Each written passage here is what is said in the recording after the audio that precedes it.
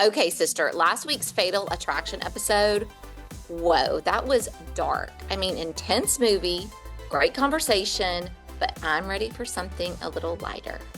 Same here. I think we all need a break from broken relationships and boiling tension. See what I did there? Literally. This week, we're trading psychological drama for high school drama. Exactly. We're rewinding to a classic that gave us fashion statements, for good or bad, friendship dilemmas, and one very unforgettable lip sync performance. Yeah, if you haven't guessed it yet, get ready, real fans. We've got Pretty in Pink this week. And sister, it's just in time for prom season. That's right. And trust me, y'all, this one's got the teenage drama, high school drama, and all that prom brings with its drama. That's right. And sister, one more thing I do want to add. We've had a lot of requests for Pretty in Pink. Yeah. So this is one you're going to want to listen to. All right, let's go. I'm Amanda. And I'm Missy. And this is Real Sisters Rewind. Join us as we go back to the 80s. Welcome to Real Sisters Rewind, back to the 80s, the podcast where we relive the movies that made us laugh, cry, and introduced us to, well, some very questionable fashion choices. I'm Amanda. And I'm Missy. And hey, if you're enjoying these 80 throwback podcasts, we'd love for you to follow or subscribe to the show. Tell us what you think in a written review. And sister, we'll take a 5-star rating too, won't we? Yes, please. And if you give us a 5-star rating, we'll send you a Real Sisters sticker. So just screenshot your review and mail it to us at hello@realsistersrewind.com. And sister, one of the people who gave us a 5-star rating and a review, Neely Weber, I want to give her a shout out. She said, love listening to this podcast. You can hear your excitement about movies through the podcast. I smile each time I listen. Keep it up. You guys are made for it, with 2 hearts. Love you. That is so sweet. And that's really why we do this. Like, I love to hear from people their excitement and their reliving of their memories of these movies. So that's right. Thanks for sharing that. All right, sister, today is the perfect time to dive into Pretty in Pink. After all, it is prom season. Yeah, that's what I said. It's the perfect time. And remember, when we think back to prom, even though it might seem like it was just yesterday, it wasn't. It was decades ago for me. But I do remember it like it was just yesterday. So, and Pretty in Pink is what we're rewinding. And we have a pretty special guest rewinding with us today. Absolutely, we sure do. My very dear friend, Laura Moore, is here with us. And what I would like to say is, and I'm going to try not to get emotional, Laura and I met a long time ago, like early 2000s, 2001, you think, Laura? It was 2001, yeah. And 9/11, it was the year 9/11. So that's what I was wondering, if it was that. I thought it was that year. And we both were elementary teachers at Richland Elementary. And that's where I met Laura. Yes. And we had truly such an amazing group of teachers and friends that we made at that school. It was my home away from home, and Laura became one of my dearest friends. Laura was actually, you and I were probably closest in age in comparison to the other teachers we were working with at that time. Yeah. And just became one of my dearest friends, and my friends were my family there, because it was so far away from me for family. And so that's how we met. And even though we're very far away, I do think, like, when you and your husband came to New Orleans and we got to meet for lunch, it's just like no time has passed. We're like peas and carrots. We have children that are, near the same age, and it would have been amazing if we could see each other more, but we got to make that happen. So, Laura, tell us a little bit about yourself and what you're passionate about. What are you doing? What do you love? Well, I am still working in education. This is year 27. Cannot believe it has been that long.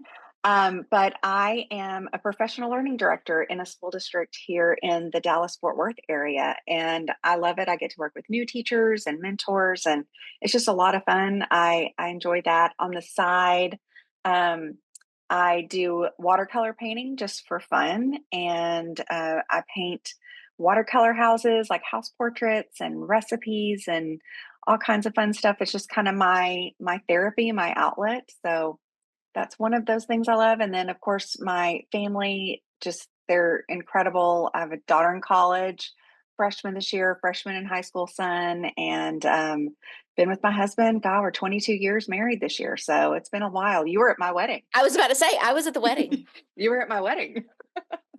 Yes, Well, I we're was. It's so beautiful. glad that you are here, and I've seen some of your artwork. It's beautiful. So I was just about to say a little plug for that. Her artwork is absolutely stunning. My husband's a realtor, and for closing gifts, he often uses when it's the right fit for someone. He sends Laura a picture, and she paints homes in New Orleans, which I think she really enjoys getting to paint because it's different. I do. They're fun. They're definitely a lot more fun than some of this DFW homes. So they're just unique. But they're absolutely beautiful. So yes. I just thought Well, about thank you. something. Laura did the picture of Mom's family's recipe for Yeah. cocoa and biscuits, and Mhm. I took a snippet of that and put it in, because he said so, my book for Women of Faith. And so, Laura, your little snippet is in my book for Women of Faith. I That's actually right. have it. You Oh. Amanda sent me one. I remembered that she did. Yeah. Yeah. So, Yeah, that's right. I forgot about that, Missy. Very too. cool. Very cool. well, we're so glad you're here, and you look so pretty in your pink. Like literally, Thank you. look pretty in Pretty in pink. I kind of felt like I needed to wear it with the whole topic tonight. Yes. That's right. Pretty You're better in pink, than girl. us, because we are Yeah. not in pink tonight. We're That not was in a our great. pink. We should have come in a prom dress, like with rhinestone Oh, earrings. That would I have don't know been if I could have fun. done that. The pink prom dress. Yes. No, isn't that the truth? All right. Well, let's hit rewind to February 28th, 1986, when Pretty in Pink hit theaters. Now, sister, you were what? 17. I was smack in the middle of my senior year when this movie came out. Yep. And I was only 9 and definitely more into Barbies than Blane back then.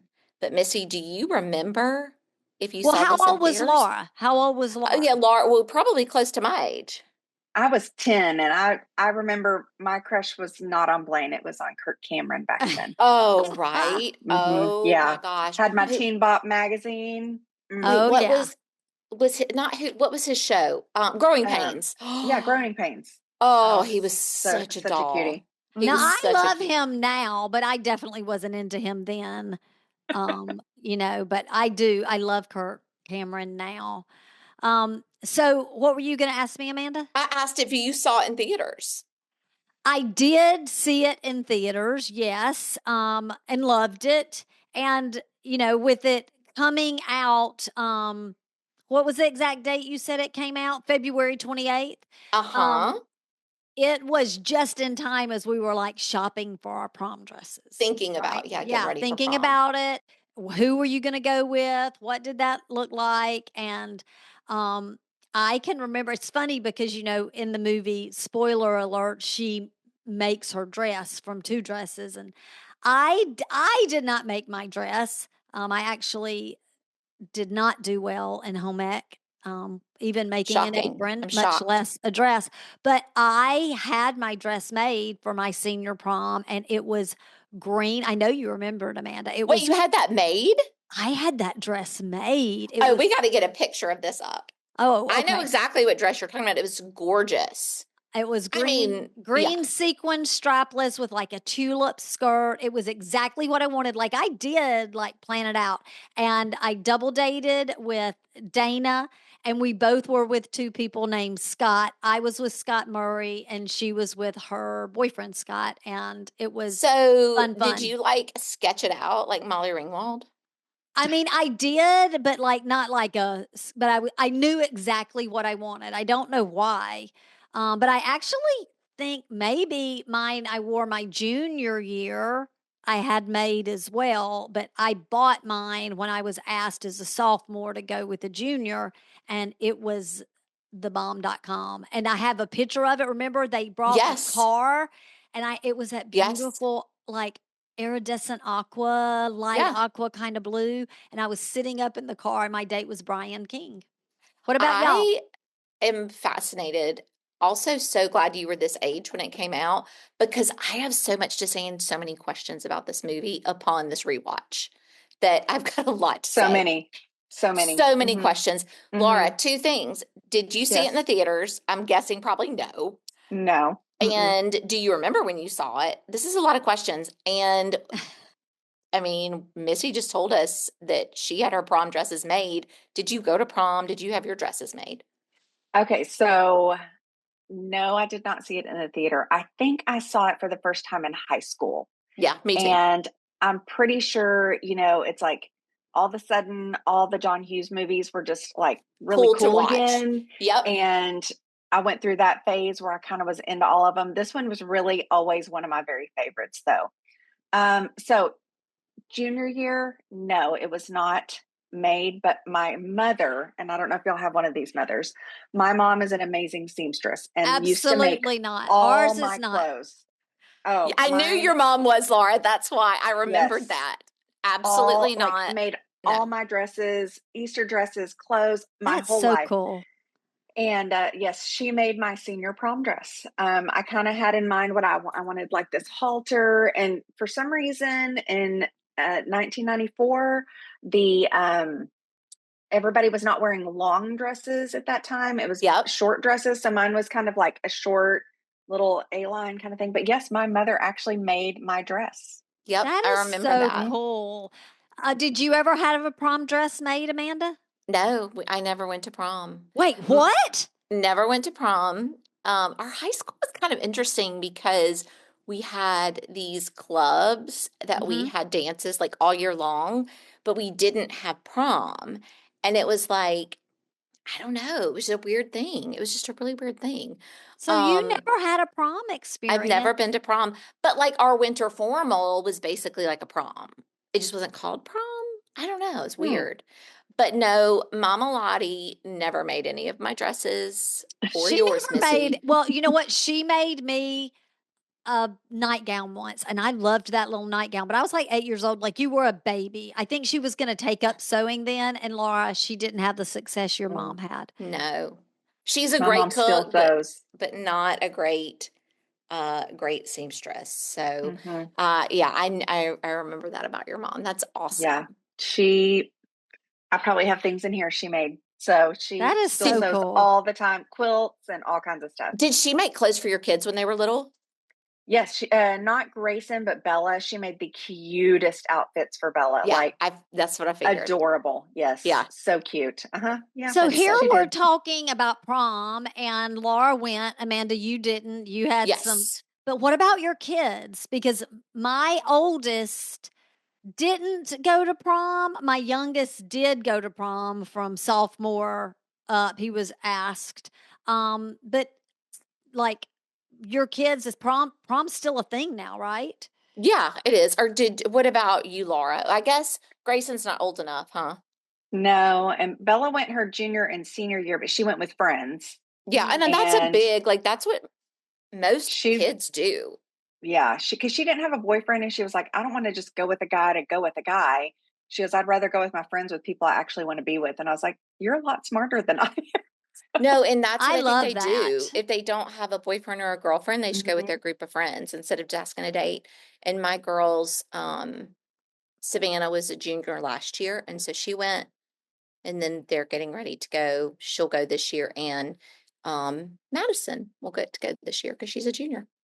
I It's will so say, go ahead. prom dresses are like, wow. I think it felt like it as much as my wedding dress is how So much expensive.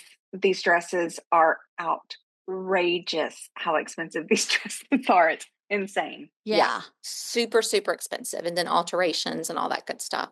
It's so interesting because when I was growing up, we did go to dances, like girl boy parties and dances with our friends, but not prom. You didn't go to prom with your friends. If you didn't have a date, you pretty much didn't go. And my junior year, I actually asked a sophomore boy, like a friend, and we went. It was baby blue dress, and I had baby blue. You remember how we used to we would dye the satin shoes to match your Oh, dress? yes, girl. Yes. And I actually had that for probably all 3 of my proms, but you did not go in 1986, and you did not go to prom. Well, that's interesting because I think that kind of plays a little bit into the storyline. Like, I think about that, how Yeah, prom that's played true. out a little bit in the story. Yeah, you didn't go with your friends. No, no. Not back in the day, but I Missy, I have love a that they do question. now. Okay. Did your date match his cummerbund to your dress? Abso-freaking-lutely. Yes. Great. Yes. Perfect. It was a big deal to do that. Do they still do that? So, yeah, maybe. Or It like, I think depends. maybe, I think it depends. Or like the tie or something. Yeah. There's like a Well, lot of little flare of color going on. well, that's a great segue. Let's really talk about what was going on when Pretty in Pink hit theaters. Okay, let's start with music. The number one song on the charts when this movie hit theaters was "How Will I Know If He Really Loves Me" by Whitney. And that was her first number one hit. That was a biggie, y'all. And it was on constant rotation on MTV. I've got some great Whitney stories. I'm gonna save those when they're other friends. I'll let them tell when they're on one day, but I've got some good Whitney stories. Laura, were you a big Whitney fan? I loved some Whitney. I was probably, I don't know. I was thinking back to that year and like what was going on, and I distinctly remember my large stereo and waiting every time the radio came on to see if my favorite song, Broken Wings by Mr. was coming on. And you had to like time it just right to not get the DJ talking Oh, first. yes. And To hit so and then record. you'd mess it up, and then you would have to be like, oh, I gotta wait till it comes on again. I would to make my mixtapes, and so I was like, Broken Wings was probably one of my favorites. I had some Whitney, I was trying Michael Jackson. Like I kind of Mhm. just had a very, all over the place music Diverse. taste. Oh, Yes, yeah. So, very diverse. remind me, Broken Wings. Is that like take So take these broken wings? Yeah, That's what I thought. Oh, yeah. That was such a good song. yes. I don't know why that one always sticks in my head because I was like, I've got to record that one. Is That's that- the one I have to keep. That's not the one that goes like doo doo doo doo doo doo doo. No, That's the Miami Phil Vice, Collins. No, isn't that's it? Phil Collins. Laura, Yeah. In the air Yeah. tonight. Yeah, that's in the air. Those songs always kind of like made me feel weird. I don't know what, but I will tell you, I absolutely loved Whitney. I loved this video. She had that big metallic silver bow in her hair, and it's Oh like my gosh, she's she was so cute. oh, she was so beautiful. I didn't realize, Amanda, until you said that this was like her first big hit. But Mhm. I remember watching that thinking she was so beautiful, and like she's walking in this like neon maze. I think it's actually like doors, like a neon maze of doors, but she's got perfect Yes. makeup, and it Oh. just I just loved her. I love that Loved her. video I too, still now that you love say it. Whitney Houston. I mean, she's the best. Well, on TV, The Cosby Show is still sitting comfortably at number one, as we know. If you weren't watching The Cosby Show, what were you doing with your life? Best Like, show ever. I mean, seriously. But I still get tickled thinking about this, y'all. And I don't know if I've mentioned this before or not. So if I have, real fans, forgive me, but I think it's funny. It's The Cosby Show, but they're the Huxtables. I know. Huh. And you have said that before. And I'm I sorry, don't know. it just We need to Google that. You need to write that on it's your so little sticky funny to note. me. It's so funny to me. So Never because thought now of when that. yeah, isn't that funny? Like now when I think I can't unsee it now that I've seen it. And I just Yeah. think it's so funny. But if you were able to stay up a little bit later and you wanted a little more action in your life, you might be tuning in to Miami Vice. Oh my gosh. And let me tell you something. If you watched it, Miami Vice was such a vibe.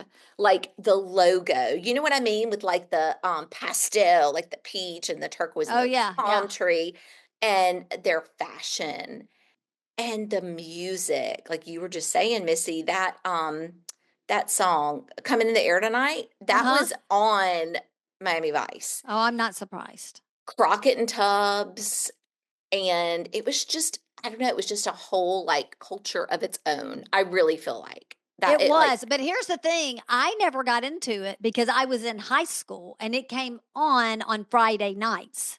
oh, And Mm. you so were out, I girl. wasn't out. There was no DVR then, and I had my VCR set to record Days of Our Lives. So there was no switching it out to get Crockett and Tubbs. Yeah, you would not have been Yeah, interested in that. no. But Missy, wasn't Don Johnson married to Melanie Griffith? Didn't you say Yes, that yes. from when we did our Working Girl Yeah, rewatch? before she was married to Antonio Banderas. Antonio Banderas. They're Yes. very passionate, very passionate. Yeah, and have y'all noticed in the movie Steph that the character he was dressed a lot like the guys from Miami Vice, like the pastel suits, the Yes. sockless Yes. loafers. And my husband and I were watching the movie, and I was like, "Have you ever seen like guys in linen suits in high school?" And I Like had that the just same thought, Laura. I it's was like, like, what is happening? What is yes. happening? Madison was sitting with me when I was watching it, and she was like, "Why is he dressed like that?" I know. I'm It's expecting like a tie, and like it was so Like weird. smoking in the hallway. he was the cool cat of the movie for sure. Like just such a cool cat. Yeah. Such a cool cat. Well, on the cover of People magazine, which we love to talk about, we see Ronald Reagan's daughter on the cover. I do not remember her being a thing back in the time, but the big the headline was the rebel Reagan. So she must have been up to a little bit of mischief. But the thing on the cover that really stood out to me was Michael J. Fox and his beautiful girlfriend at the time, Tracy Pullen. And spoiler alert, they are still together after almost 4 decades. Man, she has been faithful to him through sickness and through health. But it's so funny because on the cover it says Michael J. Fox and clean teen love. So I'm thinking they may have had some vows to keep things right until keep things pure. That's the word I was looking for. Maybe so. Can I just say here, when you were talking, I didn't want to interrupt you, but Ronald Reagan had a daughter? I don't think I knew that. I guess. I I did think I not. did know he had a daughter, but she's obviously a rebel. Well, this is the other thing I wanted to say, and we can share this with real fans, the image as well. Take a look at this cover, y'all. She is not the image of Rebel when I look at this picture. No. No, she is Like, not. does she have on like a pearl necklace or something there? Yes. Oh my gosh, So that's funny. So we'll share that with you, real fans, and y'all can help us decide if she was a rebel or not. And for our sports fans, Eric Stevens, That's right. we have to mention that February also meant the Super Bowl had just happened. And in this year, the game was the Chicago Bears, and they wiped the field with the New England Patriots 46-10 in Super Bowl 20. Oh my gosh. Was this the one where they had the Super Bowl shuffle? Yes. Oh my gosh, I remember that. I do too. In fact, it's funny you said that, Laura, because in doing my research, I that popped up. I watched the video of it, and the Bears literally made that video about winning before the game ever even happened. So, but yes, the Super Bowl wow. Shuffle, that's a blast from the past. That's funny. Well, girls, if we had just had our full piggy banks and cracked them open at that time, right around the time that the movie was coming out, we could have been one of the first investors in Microsoft. Because if we had only known, right? Because March 13th, just a couple of weeks after our movie premiered, Microsoft had its first initial public offering. Don't you know there were some happy people that they did break their piggy banks open? We would be probably pretty well off. I would think we would be. That is amazing. Yep. Wow. All right. Only. Yeah, if only we had known. If only we had known. All right, so let's get into the movie itself. All right, it was written by John Hughes, which, Laura, you already mentioned, yes, that there was that time when, for us, when we got in high school, really even maybe a little before high school, junior high school, where John Hughes movies, I think, really made a big comeback. And So some of us old geezers got to actually live through those John Hughes movies hitting theaters. So that was right. fun. Yeah. I know. That's really cool. I'm a little jealous of that. I know, me too. Yeah. But so he wrote it, and it landed sort of right in the middle of this John Hughes movie streak, teenage movie streak that we know so well. Yeah. Hadn't he had already given us 16 Candles and Breakfast Club, and then here comes this one kind of out of the blue. Now, he had Molly Ringwald in it again, but this one is kind of a different thing. Clicks and prom drama, but just like all his other ones, a really great movie soundtrack. Yes. He did. He picked the movies for sure. It was directed by Howard Dutch. He directed this, Pretty in Pink, and today he's still directing. He has actually directed some of Jane the Virgin, which has been a big deal. I think it's over, but it's definitely modern, right? And he was actually, Laura, I know Amanda did, so I'm going to ask you, did you see Bratz on Netflix that was all about the Brat Pack? No, I need to watch that. You do. Yes. And Howard I have not watched that. Howard Dutch is in it. Amanda, if you remember, he's the guy who was like in kind of the country house and he had on a hat, but it was like there were boxes and it was kind of like it either just moved in or he was a hoarder because stuff was just everywhere. But he's interesting. So he's the one who directed it. Yeah, that's right. I do remember that. And yes, Laura, you've got to watch Bratz. It's a documentary. It's really interesting. Okay. But I also had no idea about the Jane the Virgin connection, and I love that show so I know. much. Me too. Me too. Well, Pretty in Pink was rated PG-13, which again we've talked about before is a great gateway for teenagers to be able to see it. But it's not quite like that level R rating. So it ran nothing like what we saw last week. Fatal Attraction. No, ma'am. No, ma'am. And it ran for an hour and 37 minutes. Man, talk about sweet spot. That was good. Yeah, that hour and 37 minutes is perfection. It was made on a $9 million budget, but ended up making $40.5 million at the box office. And so that was really a solid hit for a teenage movie back then.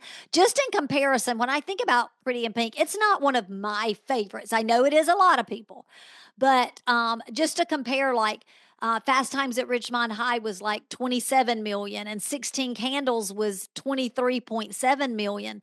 16 Candles compared to Pretty in Pink, not double, but pretty close to double. That Pretty in Pink made over 16 Candles, but it was also farther along in the John Hughes, those type of movies. People were more like, oh, I've got to go see it because 16 Candles was so great, because The Breakfast Club was so great. But The Breakfast Club only made 45.9, so it's pretty close in comparison. Yeah, that's pretty impressive.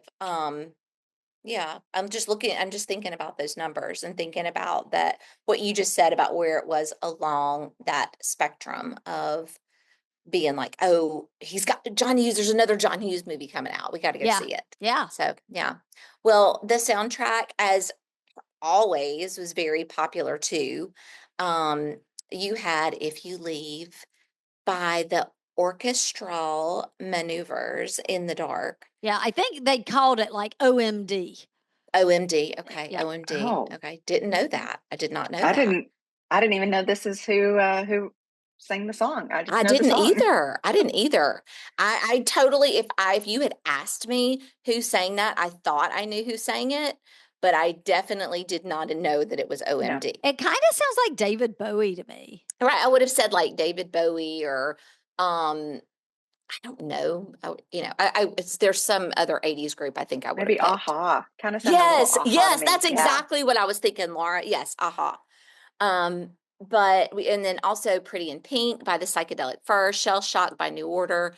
And for a lot of people, this was like a greatest hits collection because the music was so great in 1986. Okay, let's talk about the cast.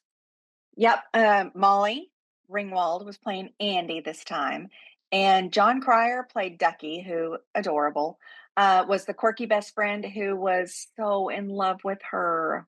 Yes, he was. Can I say something here real quick?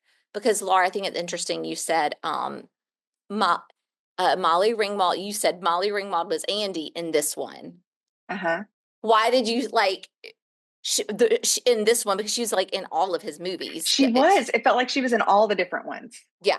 I And I know. think they touch on it in the Bratz documentary, or no, maybe in an article I think it was the article that I read about her, how she was almost kind of like his muse or something. Yes, that's what I was going to say. I had heard that. Well, the funny thing about Molly Ringwald is that later, after they finished filming, she said that she wished that they had cast Robert Downey Jr. as Duckie because she thought that she had better chemistry with him. Well, I could see that, Me but too. I could see that, but Jon Cryer's Duckie was kind of perfect for I think what it ended up being. But I do think if Robert Downey had been Duckie, I would have been more torn over who I wanted to see her end up with. 100%. Right? Like Agree. Yes. I would have felt more like, oh gosh, who do I want to see her end up with? Like it'd be Laura, it would be like the Ben and Noel. Like what are we gonna do? It would have been Robert Downey for me. Just saying. Yeah, I know you love Robert Downey. I love Robert Downey too. It would have been him. And Duckie, as portrayed by Jon Cryer, ended up being for me like total friend zone. But if it had been Robert Downey, I would have felt more torn about that. I wouldn't have been torn. I would have been choosing Duckie if it had been Robert Downey Jr. because I'm like you, Laura. I adore him. Well, absolutely. Well, let's not forget Andrew McCarthy as Blane. He was the rich guy, the Richie, who fell for the girl from the other side of the tracks. Yes. Yeah, and I know you love him, sister. I think there's specific times that I think he's super cute. Specific times. He's not my vibe. Me neither. Mm-mm. I know, but I just think he's cute. I think he's cute. Well, fun fact, he actually didn't love his role in this movie. He said he thought Blane was kind of bland, and I would agree with that. But I would too. On the other hand, you've got, and Laura talked about him earlier, you've got James Spader as Steph. And so you've got one that's bland and one that's completely over the top. And then we had Annie Potts as Iona. I guess that's the way you say it, Iona. Yeah. Iona. She was great too. Yeah, she's such a sweetie. And James Spader in this movie is, just like you said, over the top.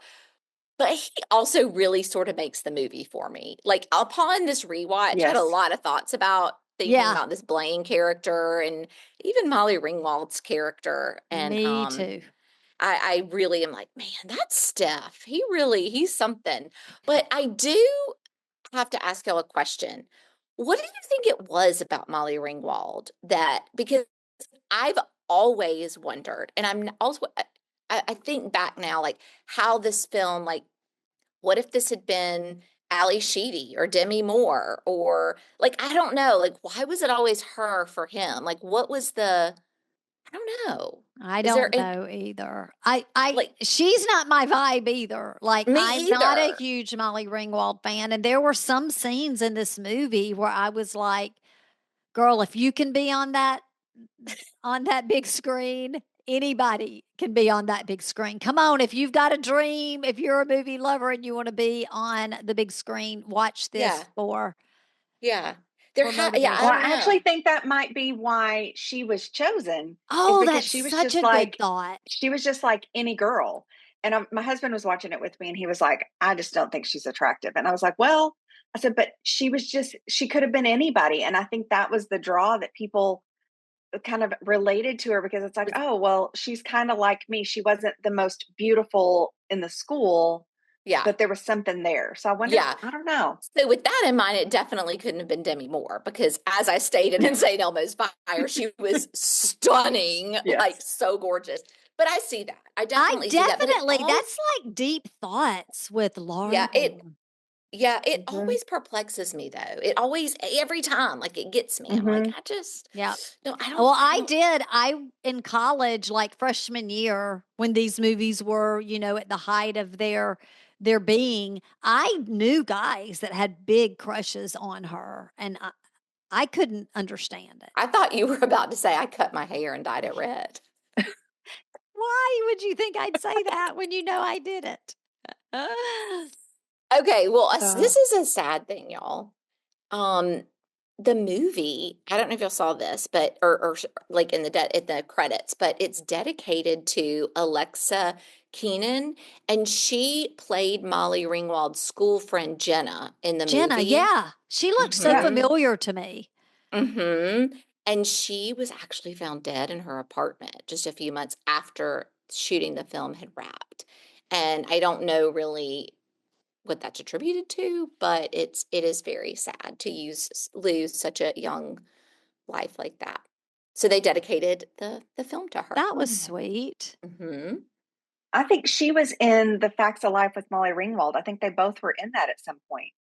Oh my gosh. Oh, I remember Molly, I had totally forgotten. I remember Molly Ringwald was in Facts of Life now, but I could, okay, that's interesting. Maybe they got to be friends there. well, it's Mm-hmm. funny because I had actually read that about Alexa Keenan or Cannon too. Because when I watch something, I have my IMDb app on my Hmm. phone, and I was like, she's so familiar.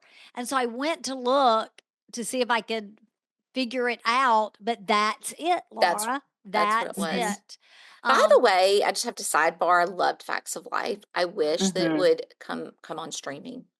it's so good. You take, George Clooney back then. I Yep. yes. forgot he was on there. Yes. Oh, yeah. Oh my gosh. Oh, yeah, that one needs to come on Netflix or something. Yes, it would be a hit probably. You take the good, you take the bad, you take them both, and there you have. Y'all were supposed to It's a jump in there lie. with me. There you I go. don't All right. sing. Oh, So terrible. one more fascinating facts. Yeah, but you paint, and I can't. We can't draw stick people. Or Amanda actually can, but I can't sing either. But anyway, one more fascinating facts is that the movie was filmed. So Pretty in Pink, that high school girls, that was the same high school in LA that they filmed Grease in. So that high school was Rydell High. Oh my gosh. Now that you say that, I can see it. It totally caught my attention in the very first scene where we see it. I was like, gosh, that's a beautiful school. Yes, And see it now. that's it. Rydell High. Doom, doom, doom. All right, real fans, put on your retro best and let's head to the other side of the tracks with Pretty in Pink.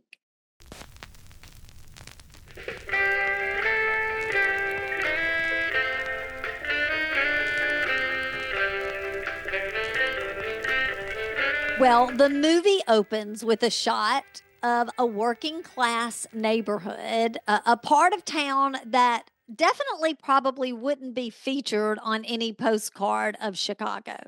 Is this in Chicago also? Yeah, I assumed. Yeah, I think so. So they're all this year. It's I know. Chicago again. Yeah, you've got rusted out cars you see and, pulled up by people's houses, chain link fences, and we see our main character, Andie, Molly Ringwald, getting dressed for school in her signature style vintage. Yeah, she lives with her dad, Jack, who's played by Harry Dean Stanton. And I was sitting there going, he looks so familiar to me. He clearly loves her and is struggling to get his life together. Like he's a single dad. The mom took off and he's just raising her all on his own. Yeah, Couldn't and figure out where I knew him from, though. he was one of the dads in Red Dawn. And I feel He's been a like character You're actor on a right. lot of Okay. things. yeah, he's been in other stuff too, but that we had recently talked about him being one of the dads in Red Dawn. And I I couldn't figure just out where I knew him from. Yeah. yeah, and I just need to say here, just as a go ahead and say, he was like a papaw to me. Yeah, Like really old to be her dad. I was like, what?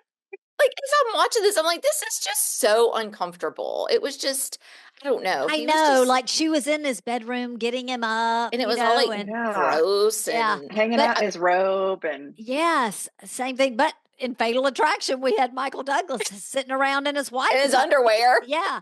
But I have to say, Laura, you just said her mom had taken off, which spoiler alert, that is what happens. But at this point, we don't really know what happened to her. No, we don't know no, that yet. you're And right. so I'm just like, you're left kind of wondering what's going on here. And you can tell like she's the adult in the house because she's trying to get him to go out and get a job. It's clear he's not motivated. It's almost like he's kind of like a bum almost is what it felt like. But I know not a bum. He's kind of greasy. Yeah. Like he's just kind of yeah. Yeah. I mean, and I know he's struggling, but um from there we follow Andie to school where she walks the halls and she immediately stands out from the other kids. You know, it was so clear when she was walking down the halls, you could totally see the social divide just down the halls. That Andie and her friends are like on one side, and all the Richies are on the other side. And then here comes Duckie right down her side with her. And it was just so clear whenever you're looking at it and you're like, yep, the one's over in the pastel suits and the one's not. It is funny you say that, Laura, because as I was watching it and I was watching the hall, it was so clear just by what they had on. And it's Who was not who? like, yeah, who was who? But and it's not like Molly Ringwald was in rags. Like that No. was her style, but you could just clearly tell what clique people were in as you watched it. So I had that same observation. And speaking of the ones that were the Richie Rich, we had James Spader as Steph in all of his smirking glory. And y'all, he starts out just hitting on Andie and insulting her as he hits on her. And you can tell it's something that he's been doing for a while. And I mean, I'm thinking he's pretty cute and rich. It's good for her for like blowing him off. Well, I was just about to say, she shoots him down every time. And y'all, I'm just going to say, I don't buy it. I bought, like, this is the first time I'm watching it. And I'm like, I'm not buying this. Like, first of all, his hair is stunning. It's incredible. Like, his hair is beautiful. And second of all, I don't know. Like, I think that realistically, she would have probably not always turned him down. That's just what I think. But I'm not buying it. I'm not buying that. Well, he was such a jerk, but he was definitely the cuter of the two, I Oh think. my gosh, he But was and so then cute. and you're That right, hair. Laura. He is such a jerk, right? And he's Mhm. the cuter of the two. I thought all of that.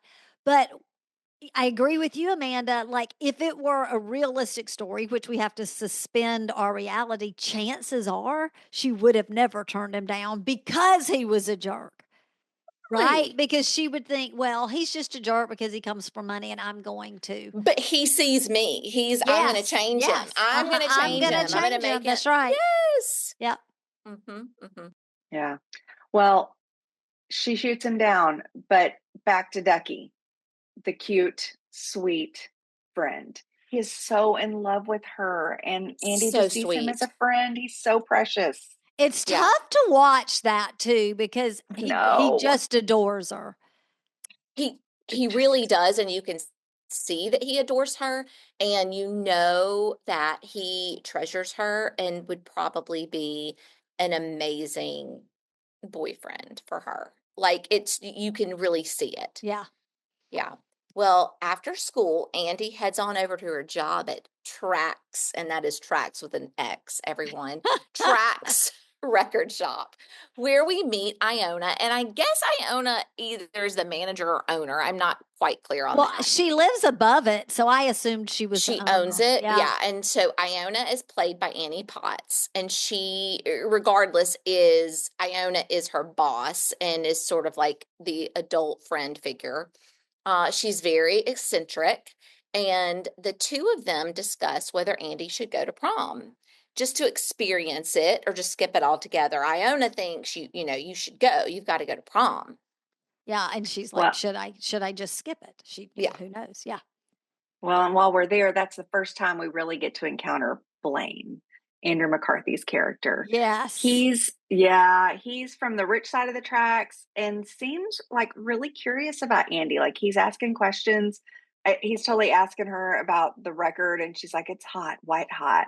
And he's like, "Yeah, I'll buy your record, even though what was it like Lionel Richie or something? I mean, it was something not white hot."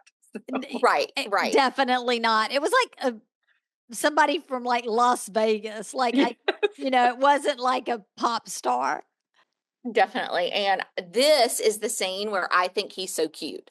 When he walks in the record store, this is by far my favorite scene with him. He's really cute and just sort of like shy and interested, and I just think he's precious in this scene. Well, it goes from that scene back to school, and they're in the computer lab, and she's like working, Andie's working on her computer, and she gets these messages, and she's like, "Stop it, Duckie, I'm working." But it's not Duckie, is it, girls? Nope. It's Blane. It's Blane, and he sends flirty pictures. Like it's him messaging her and sends pictures of the two of them. They pop up on the screen, and she gets this big smile and stands up to look around, and then he pops up and they get eye contact and smile. But y'all, could you even do that on a computer back then? I was Okay, like, I was wondering the exact same thing. I was like, this is really complex computer programming back then. at that time, this is like know. really high tech.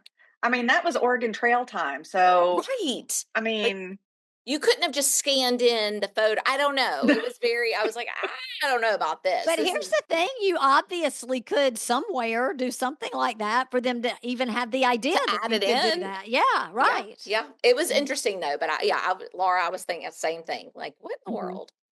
well, in the meantime, Duckie has had a heart to heart with Andie's dad. I think this is such a funny scene. He's like out there, and Andie's dad's drinking beer.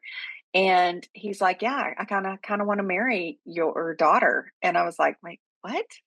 And he's So, like drinking a Capri Sun or something, like a juice box. like a juice box. Yeah, it was an odd scene, I thought, but Duckie's kind of odd, so I just went with it. But back at Trax, Blane comes in again, and they're about to talk. He's about to talk to Andie until the door alarm starts going off in the back. And so she has to leave him to go check on the dang alarm, and it's Duckie. And by the time Andie gets it all taken care of, Steph has come by and carted Blane off to some type of a game of some sort that they were going to. But she is so aggravated at Duckie at this scene, and she had her missed opportunity. Yeah, that's right. That's right. Well, back at home, work is over. She goes home, and she is just hoping that Blane has called her since he left, she missed him.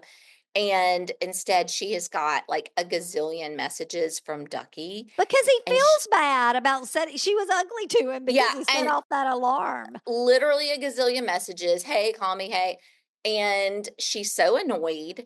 But what I'm wondering is, like, do y'all remember that? Like when you really wanted to get a call from somebody, and you would go home and check your messages, and it would be like messages from your friends or other people, and you'd be so disappointed if it was your friends and it wasn't the other people.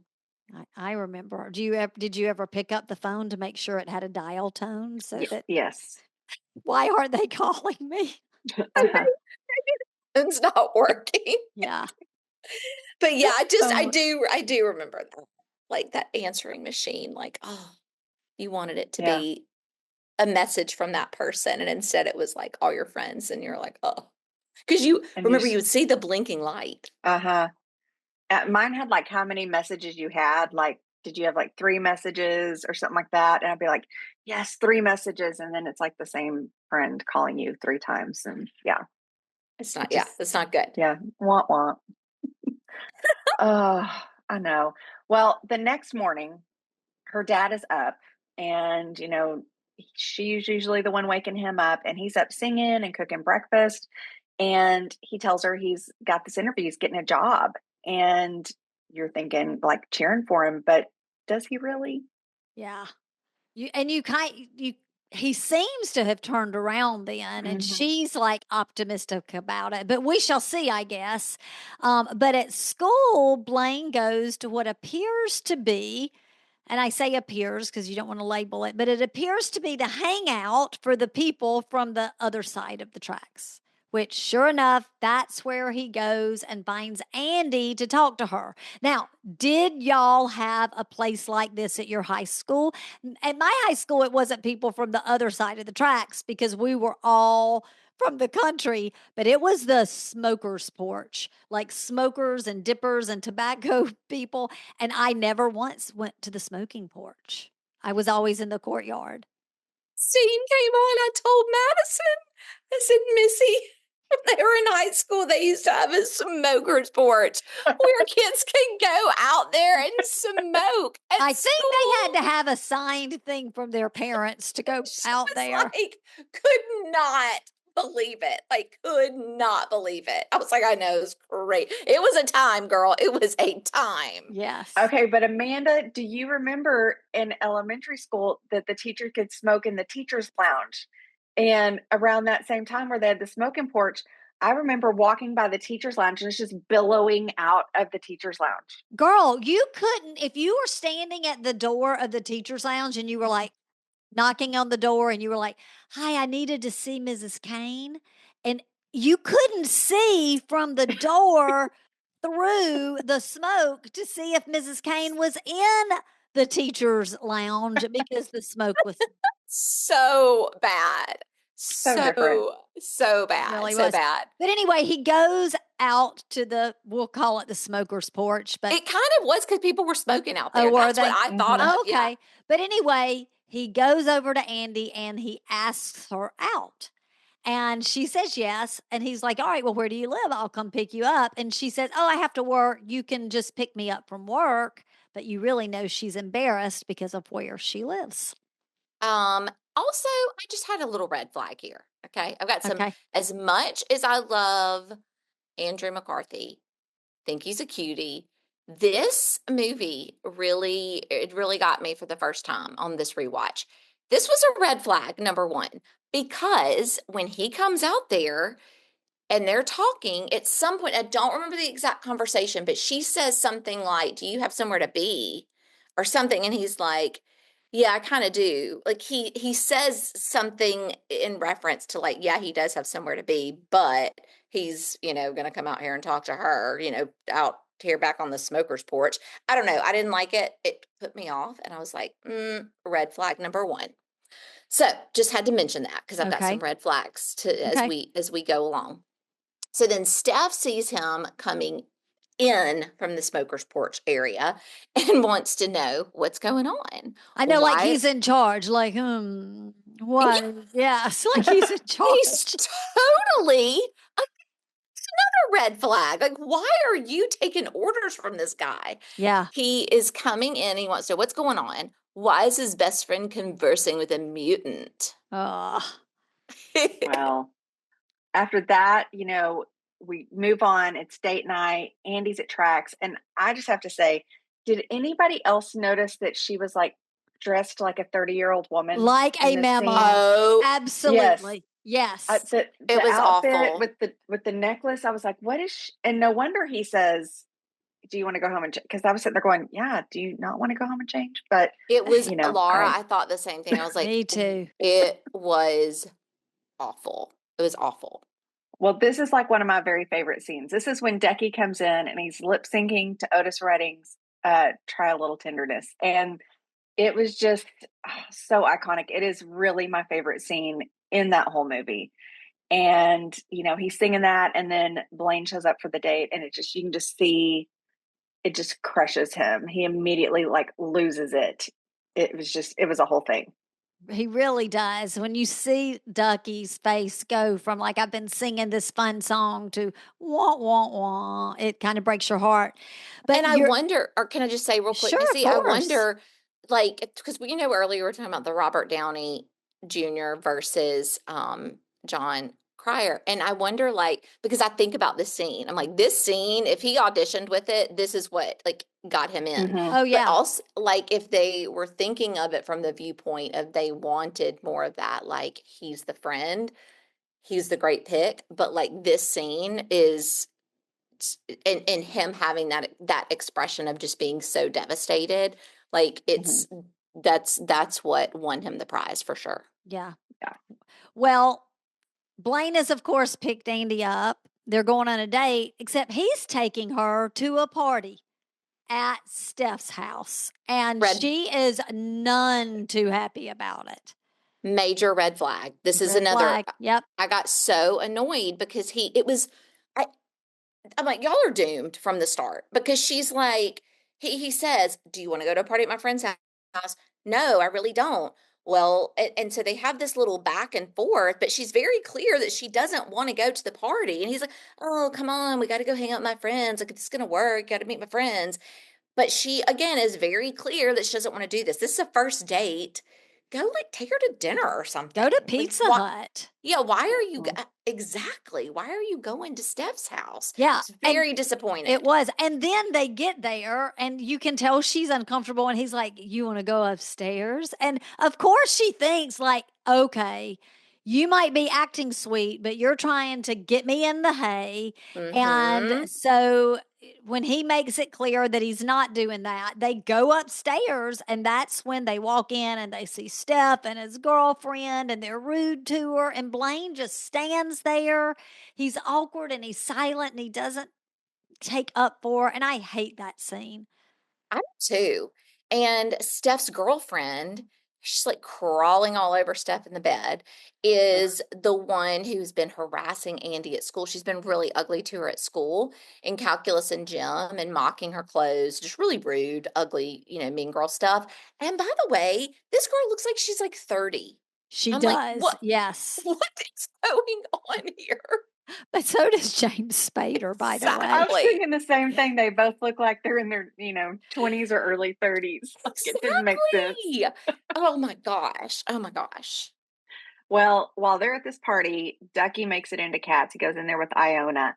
And, what's the bouncer's name? Andrew Dice Andrew Clay. Dice Clay. Yes. So I was watching that part with Andrew Dice Clay, and Andrew Dice Clay doesn't, sits there and talks to him, but doesn't let him in. And I guess he was able to get in because Iona let him in. But then Andie and Blane end up going there. She's like takes him to where she wants to go this time after they leave Steph's house, and Duckie he just is not going to have it, and is just upset. Won't even like shake his hand, nothing. And he tries to make Andie jealous by kissing Iona. He lays like a big one on her, dips her back, all the things. And it's funny because later in the movie, she talks about it was a really good kiss, which was funny. Strong lips. She said he had really strong lips. Yes, that's right. That's right. Well, it's time for the night to end, and Blane and Andie fight about whether he's taking her home or not. And she doesn't want him to take her to her house, and we know why. She's on the other side of the tracks. But he is really kind, and he said that he doesn't care where she lives, and that they had had a great time. And he even said, "I would have a good time with you if we were in a Turkish prison." And this is for me where I want to name that there are some gaps in this story, because this date hasn't gone very well. well. Right, No. right. I was like, I'm so confused. Two things that confused me here. Number one, why didn't she, so she was at work. Why didn't he just take her back to work and she just got her car and drove herself home? Like, her car was at work. That's true. Good That's what catch. I was like, why Yeah. don't you just take her back to work or back to the parking lot where her car is?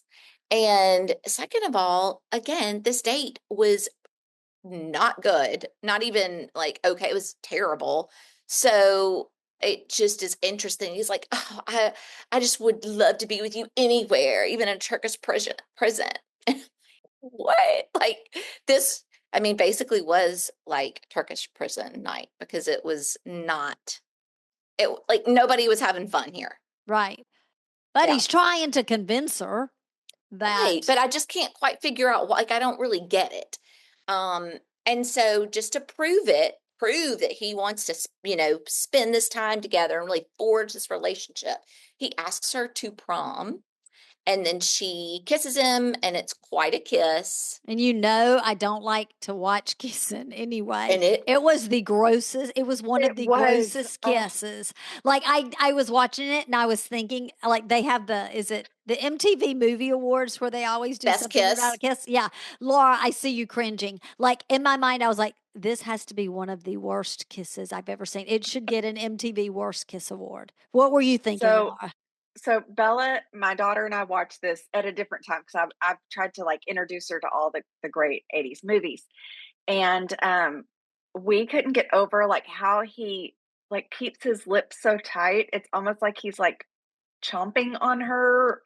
It was such an awkward, gross kiss. And we both are just going, It was so gross. gross. And I will say, as cute as I do think he is, sometimes I don't think the kissing scenes with him really, I don't ever like. No. No. So I gotta agree with y'all on that. It was something. Well, it must have done something for Andie because she comes in and she like throws herself against the door and the scream and tells her dad, I'm going to prom. He Mm. asked. Yes.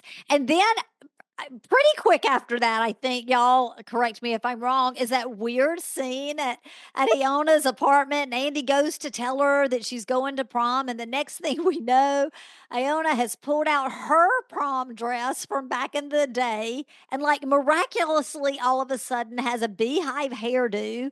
And And the they, makeup. and the makeup and the dance and that's where she tells Andie to be kind to Duckie, that he's sad. And I think, isn't that the scene where she said, and he kissed me with those strong lips? Yeah, yeah, Yeah, I think that's when it was. But that was a weird Mhm. scene to me. yeah. I It just didn't agree. fit. No.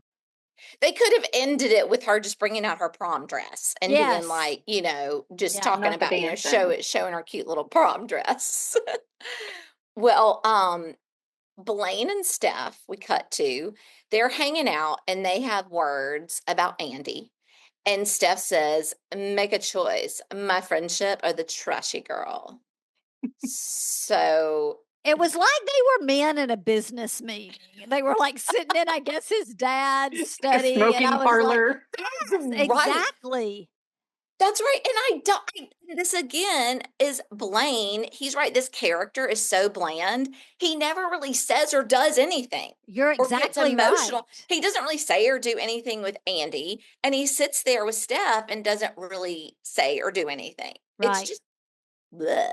It is. Well, and Amanda, here's one of those spots where it's like, I feel like there's some plot holes here because all of a Yes. sudden we're in the stable and Yes. Blane and Andie, they're hanging out, they're sitting in some hay, and it was so odd to me. But he's trying to hint to her that, my parents aren't cool, they're not gonna like you. She is not having it. And I was like, man, she is like kissing all over his face. Oh, And I'm like, he's a teenage boy. Like he's not even into this. He's trying to tell you, and she's not picking up what he's putting down. yes. 100% again, gap in the storyline. The only connection I could make is that the prior scene was the like sitting in the study where Steph was telling him like your parents aren't going to put up with this. I Mhm. thought the stable scene was like they were at the country club or something, like at the stables, and I kept thinking, I don't know why, I totally misremembered this, but I kept thinking on the rewatch they were going to go like have dinner with his parents or something and they were going to be rude to her, which did not happen. It just, then we left this table scene and it It was was so just a weird, strange. it was like It was the weird. stables. That's where we're gonna, I Set don't know. up, It just, set up it our was odd. little, It was odd. And she yeah, it was odd. definitely wasn't reading the room. You're right, Laura, because Mm-mm. he was giving her hints, and so when she's kissing all over him and he's like a robot, it's like you, if you really look hard, you can see that like he's wanting the relationship to happen with her. But after the talk with Steph, he's definitely weighing the options. And so it's like he can't get in it because he's worried about his best friend and And his parents. yeah, and his parents. It's just weird. Well, and he even says at the stables, I think the last thing he says is like, we're gonna make this happen. We're gonna like he says that. Yeah, I think Like so. we're, like, yeah, you're right. I want this. I want this. I want this so much. And I'm like, you barely know this girl. Why are you trying to make this investment? It didn't make sense. I just didn't get what the pull was. Yeah, Other than she's just this different girl. I just never really got it. yeah. But in the next scene, she's shopping for her prom dresses. She's like in the store and she's like looking at the dresses and checking at the price, and they're way out of her price range. And she's super uncomfortable. And she sees some of the like mean bratty girls there, and it's uncomfortable. Well, she gets home and is trying to get in touch with Blane and is calling him. She can't get him. And we pick up that he is really starting to avoid her calls because even the mom's like, no, he's not here. No, he's busy. And you can tell that she's starting to, that feeling of like, what's going on here? Like she's starting to notice that things aren't, he's not returning anything. Yeah, and she's Yes. probably depressed because she couldn't walk in and buy a beautiful prom dress too. But then her dad brings her a prom dress because he knows that she can make something special out of it, which was kind. They tend to have a heart to heart right here, and it's a tough conversation about him still not having a job, and they argue, and it's like the drama between the dad and the daughter. And it wasn't until here that I at least learned, maybe I missed it somewhere, but that her mom had left them. She didn't die. So earlier, I had really thought that her mom had died because she's got like the picture of her mom, like on that Yeah. little table by her bed. But Andie tells her dad to get over it. And so that makes me think maybe some mental health issues, Yeah. depression because Yeah. he was left. And she's like, just forget about her. She's not coming back. And it was supposed to be a big drama moment. And like, it was drama, but Do y'all notice when he comes in with that dress? She's like sitting in her window seat Mm-hmm. with the flowery robe, and her like toes are pointed, and it's, I don't know, that scene always stands I out in did my notice the mind. toes pointed. Like, Yes. yes, Uh-huh. like I she's Yes. did getting not, very, but I want to go yes, see it. yeah. Posed. It's Very posed. again, she looks a lot older or Yeah. something. I don't know. And you know what, Missy, they're thinking about? I think when they was having that conversation with Duckie, Laura, correct me if I'm wrong, I think he said something about, yeah, I was in love once, but she took off or something like that. But it Mm-hmm. was Yes. this is where we really like Well, got I into it. may or may not have like gotten up and maybe checked my phone a few times when I was watching this rewind. Well, Oh. now back at school, Andie confronts Blane. She wants him to know that she knows he's blowing her off. And this is so awkward. Like, I had secondhand embarrassment. So she asks him about prom, and he says, and when I say asks him, she's like, say it. I want to hear you say it. And he says that he asked someone else earlier and had forgotten. And that's when she's like, Again, just a weasel. a weasel, totally. And she's screaming that, just say it, you don't want to be seen with me. And she's screaming and I hate to say she's causing a scene because I get she's hurt, but it was like also like, girl, eesh. All right. Now, Duckie overhears it all, and he sees Andie storm off, and he overhears Steph talking to Blane about Andie, about her being nothing but trash. And Duckie fully loses it, and he totally attacks Steph. And it's a big fight in the hall. Like, he goes all after him. And it's a total, it's a total 180 to the way that Blane was acting. I mean, Duckie does like have passionate feelings, like that he will take a stand on something, where the other guy, Blane, is just kind of vanilla. That He is the stood- word. He stood, when Yes. she had that screaming fit, he stood at the locker and was crying. He was crying. I was like, why are you crying? I'm so confused. Yeah. Well, You know what I always think of, though, when Laura was talking about the Duckie fight? They have the fight, and two things happen. One, he punches Blane, and when Steph, when he gets up, he spits on the ground. I know. Or just like walks by the principal, like, I own this joint. And then second of all, I always think about that part when Duckie runs down the hall and tears down the prom sign from the ceiling. It's so dramatic. He is so dramatic, for sure. Well, so after the big uproar and Andie telling off Blane and the fight, Andie goes to see Iona to talk to her and to cry on her shoulder. And I guess she's kind of like her mom figure, right? But and this was my favorite scene, is when she goes and she walks into Iona's apartment, and there's a very nice looking gentleman there, and he says that Iona's in the back getting dressed for a date. And so Andie goes back there, and it's the first time in the whole movie we see Iona just looking normal, right? She just looks like a normal woman getting ready for a date. And she says she's in love with an employed heterosexual yuppie. And she's finally just like, so it seems like she's in her skin and not without anything to prove. And she's just happy. That, ladies, is my favorite scene of the movie. I love it too, because it's like she's just being herself. Yes. Yeah. Well, Andie explains that she'd like to take Iona up on the offer she made while she was modeling and dancing in her prom dress with her beehive in the previous scene. And she wanted to know if she could have her prom dress. So Andie takes the vintage dress, and we start to see that she's got a plan. We see this montage. Andie's sketching, she's cutting, she's sewing, she's working her fingers to the bone, burning the late night oil. And she is making her own prom dress, combining Iona's and the one her dad got that just happened to match perfectly in pink. And in the materials go together so perfectly as well. Did y'all think at all about Steel Magnolias? I was like, her colors must be blush and bashful. And bashful. Uh-huh. My colors are pink and pink. One thing that really stood out to me was like her sketch. It was like two V's and then just these like round arms coming off. And I was like, I mean, she's great at sewing. Maybe we might need some drawing lessons for our.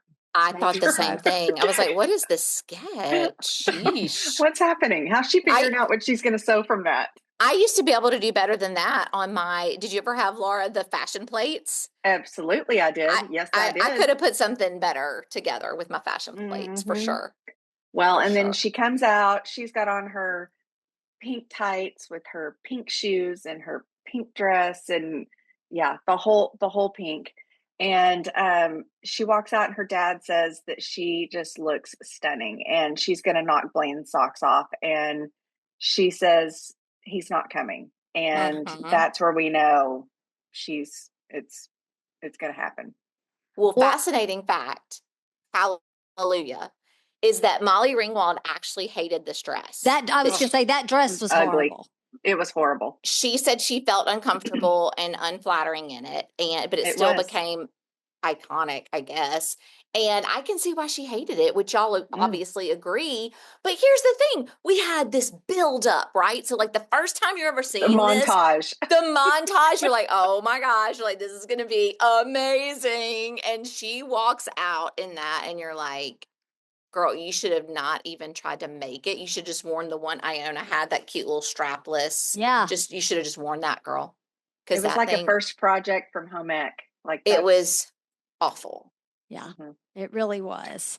But she's going because she doesn't want anyone to think that they're going to break her, right? And at prom, we see the dresses, the DJ, the tuxedos, the punch bowl, etc. So, you know, we're getting the prom vibe, and we see Blane sitting alone at a table.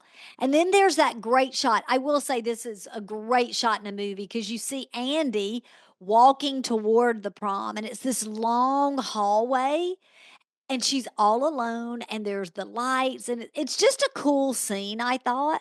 But as she's walking all along toward the prom, she looks up and she sees Duckie. And I felt like she was genuinely so excited to see him. And they make this little smile, and he meets her, and they walk into the room where the prom is, like arm in arm. It's very sweet. It is very sweet and just makes me think again how much he treasures her. I have a question for you though, Missy, real quick, Okay. to the prom scene.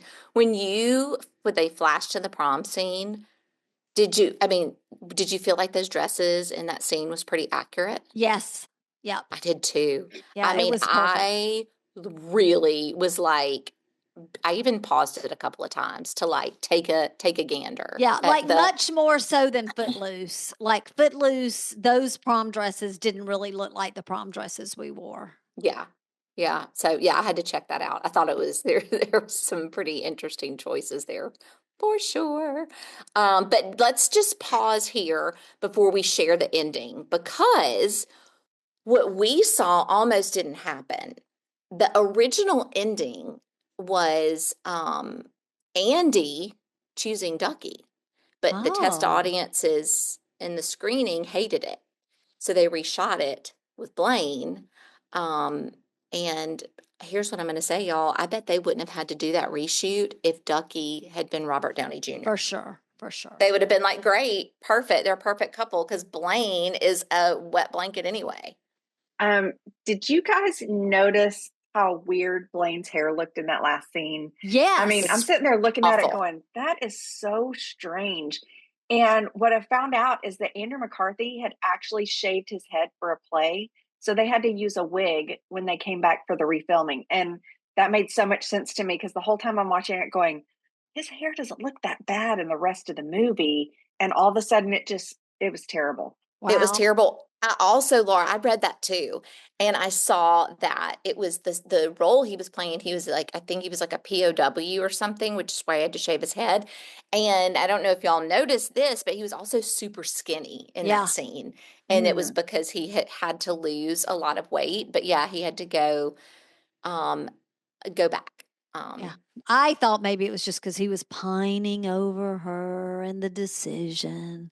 And he was But like sitting by himself at the yeah, table. yeah, he was not with his friends at that point. But okay, so anyway, back to the ending we saw, our ending, the new ending that they shot.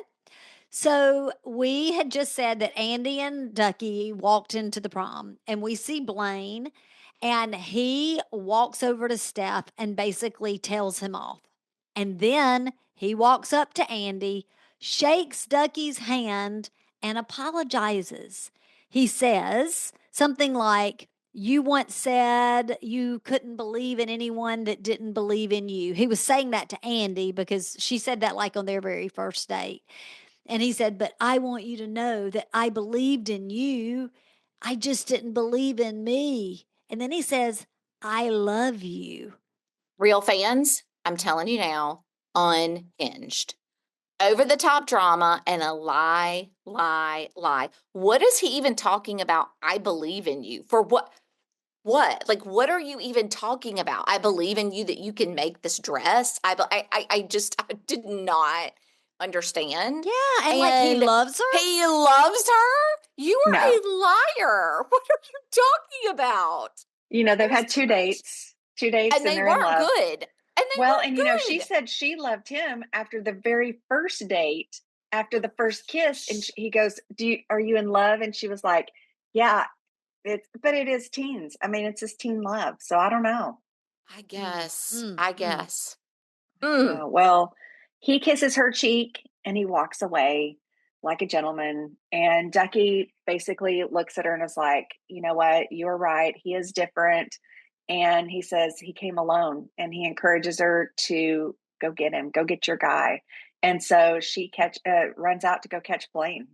Well, in the meantime, Duckie is feeling pretty good about himself, and he looks around. He's like, "Okay, I did the right thing." And he looks around, and this cutie pie girl is looking at him like, "Wah wah wah!" And I loved it when Duckie looked at the camera, breaking the fourth wall, like, "Oh yeah." Like he's I gonna have a good know. time no matter what. That was a pretty unusual thing Yeah. and just like the one moment in that movie when Yeah. they allowed that to happen It was great. really funny. Do you know who the girl, that cutie pie, was? No, she looked familiar. Yep. I did research it. I do know who it is. Swanson. Christy Swanson. Yeah. Mhm. Yeah. Yeah. She was really cute.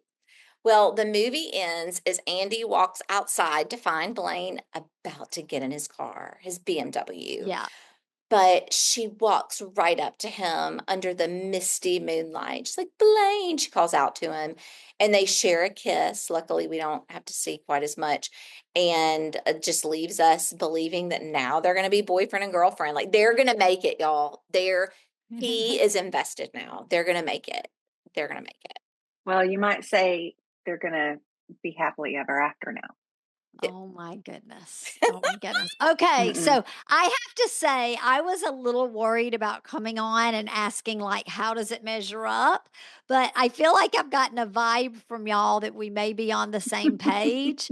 Like I knew it wasn't one of my favorite movies, but I don't think it would measure up in today's world because I don't think movies today are great, right? That's why we're going back and watching the 80s.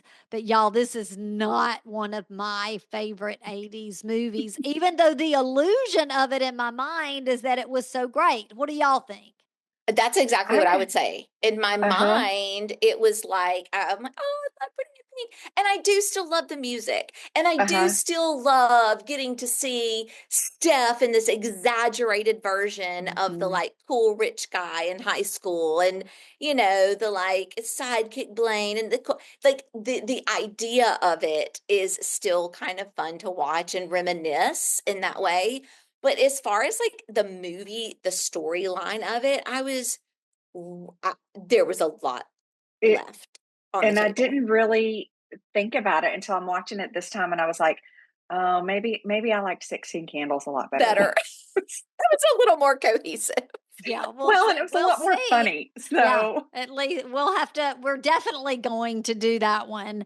And I already had thought about that. Like, do I have that one kind of amped up in my mind as well? So no, you don't. No, It's 16 Candles amazing. is okay.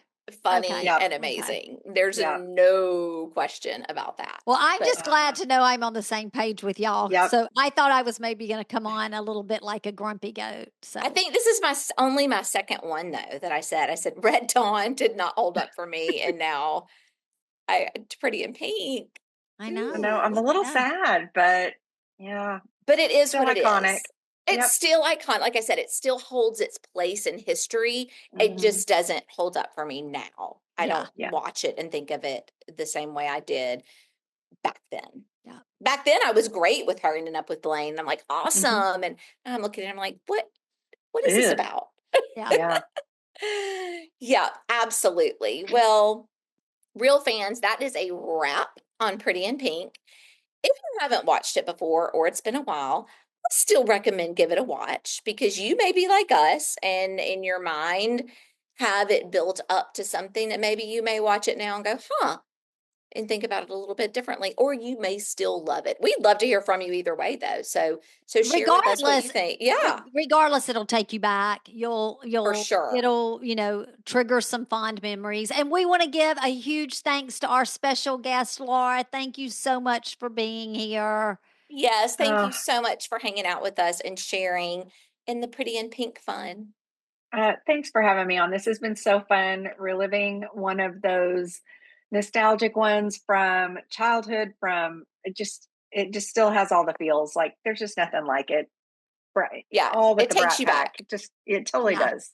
Takes you back. Well, you'll have to come back and do another one with us sometime. Absolutely. Good, good, good. All right. Well, before we go, we've got some clues about our next movie. Ready, Missy? Yes, ma'am. Here we go with our first clue. A group of misfits tries to defy the odds. All right. Here's your second clue. A pair of glasses turns one character from hopeless to heroic.